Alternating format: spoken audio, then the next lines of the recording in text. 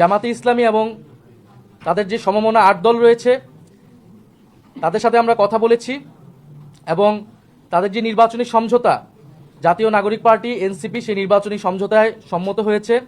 আমরা জাতীয় নাগরিক পার্টি এনসিপি এবং এই সমমনা ৮ দলের সাথে আমরা একত্রে নির্বাচনে অংশগ্রহণ করব বলে আমরা সিদ্ধান্ত নিয়েছি। সারা বাংলাদেশে আমরা একত্রে নির্বাচনে অংশগ্রহণ করব এবং জাতীয় নাগরিক পার্টি এবং তাদের সহযোগী সংগঠন গণভোটের পক্ষে ক্যাম্পেইন করবে। আপনারা জানেন যে জাতীয় নাগরিক পার্টি এনসিপির পক্ষ থেকে আমরা প্রথম থেকে বলে এসেছি যে আমরা আসন্ন এই নির্বাচনে আমরা এককভাবে এই নির্বাচনে আমরা অংশগ্রহণ করতে চাই। আমরা ৩০০ আসনে প্রার্থী দিতে চাই এবং সে অনুযায়ী আমাদের প্রস্তুতি এবং পরিকল্পনা চলছিল। আমরা সারা দেশ থেকে মনোনয়ন আহ্বান করেছিলাম যারা প্রার্থী হতে চায়। এর পরবর্তীতে আরও ২টি দলের সাথে আমাদের একটি রাজনৈতিক সমঝোতা হয়েছিল সংস্কার প্রশ্নে। তখন আমরা বলেছিলাম যে আমরা ৩টি দল মিলে যে সংস্কার জোট আমরা একত্রে নির্বাচনে অংশগ্রহণ করব। কিন্তু এরপরেই শরীফ ওসমান হাদির যে শাহাদাত বরণ এবং তাকে প্রকাশ্যে গুলি করার মাধ্যমে বাংলাদেশের রাজনৈতিক প্রেক্ষাপট অনেক বেশি পরিবর্তন হয়েছে। এই হত্যাকাণ্ড, এই শাহাদাত বরণের মধ্য দিয়ে আমরা বুঝতে পারছি যে বাংলাদেশে যে আধিপত্যবাদী আগ্রাসনী শক্তি তারা এখনও কার্যকর রয়েছে।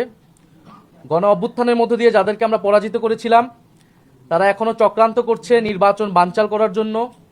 তারা চক্রান্ত করছে এই যে সংস্কার এবং নতুন বাংলাদেশের অগ্রযাত্রা সেটাকে ব্যাহত করার জন্য, এবং তারা চক্রান্ত করছে এই জুলাই প্রজন্মকে নিঃশেষ করে দেওয়ার জন্য। সেদিন ওসমান হাদির গায়ে গুলি লেগেছে, কালকে আপনার গায়ে লাগবে, পরশুদিন আমার গায়ে লাগবে। কারণ প্রথম এবং প্রধান টার্গেট করা হচ্ছে এই জুলাই গণ অভ্যুত্থানে যারা অংশগ্রহণ করেছে সারা দেশের তরুণরা, নাগরিকরা, শহীদ পরিবার, যারা আহত যোদ্ধা রয়েছে। ফলে এই পরিবর্তিত প্রেক্ষাপটে আমাদের কাছে মনে হয়েছে, আমরা দলীয় ফোরামে আলোচনা করেছি যে আমাদের এই মুহূর্তে এই নির্বাচন সুষ্ঠুভাবে সম্পন্ন করার জন্য, প্রতিযোগিতা পূর্ণ করার জন্য এবং যাতে আধিপত্যবাদী কোনো শক্তি আমাদের এই গণঅভ্যুত্থান পরবর্তী অগ্রযাত্রাকে ঠেকাতে না পারে, সেজন্য আমাদের বৃহত্তর ঐক্য প্রয়োজন। সেই তাগিদ থেকেই আমরা জামাতে ইসলামী এবং তাদের যে সমমনা ৮ দল রয়েছে তাদের সাথে আমরা কথা বলেছি এবং তাদের যে নির্বাচনী সমঝোতা জাতীয় নাগরিক পার্টি এনসিপি সেই নির্বাচনী সমঝোতায় সম্মত হয়েছে। আমরা জাতীয় নাগরিক পার্টি এনসিপি এবং এই সমমনা ৮ দলের সাথে আমরা একত্রে নির্বাচনে অংশগ্রহণ করব বলে আমরা সিদ্ধান্ত নিয়েছি।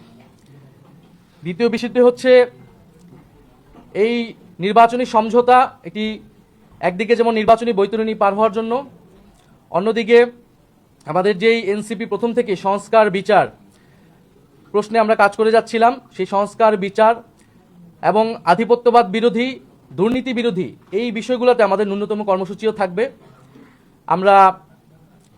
আমরা রাজনৈতিক জায়গায় আমরা মনে করছি এই মুহূর্তে বাংলাদেশের এই সংকটগুলো রয়েছে যেখান থেকে এই বাংলাদেশকে রক্ষা করতে হবে, জুলাই প্রজন্মকে রক্ষা করতে হবে এবং গণ অভ্যুত্থান পরবর্তী যে আমাদের আকাঙ্ক্ষা সেটা যাতে কোনোভাবেই ব্যাহত না হয়, এই জন্য আমরা একটা বৃহত্তর ঐক্যের জায়গায় পৌঁছেছি। আমরা আজকে আনুষ্ঠানিকভাবে আমরা শুধু এই ঘোষণাটি দিচ্ছি। ঘোষণাটি অলরেডি সমমনা 8 দলের প্রেস ব্রিফিং থেকে আপনারা জানতে পেরেছেন। আমরা আগামীকাল হচ্ছে আমাদের যে প্রার্থীর বিষয়টা আছে সেটা আমরা চূড়ান্তভাবে আপনারা ঘোষণা দিব এবং সমঝোতায় আমাদের যে প্রার্থী তারাই নমিনেশন ফর্ম জমা দিবেন এবং সারা বাংলাদেশে আমরা একত্রে নির্বাচনে অংশগ্রহণ করব এবং জাতীয় নাগরিক পার্টি এবং তাদের সহযোগী সংগঠন গণভোটের পক্ষে ক্যাম্পেইন করবে এবং যেখানে আমাদের প্রার্থী থাকবে না সেখানে অন্য যারা প্রার্থী থাকবেন এই সমঝোতা তাদেরকে সহায়তা করবেন, তাদের পক্ষে ক্যাম্পেইন করবেন।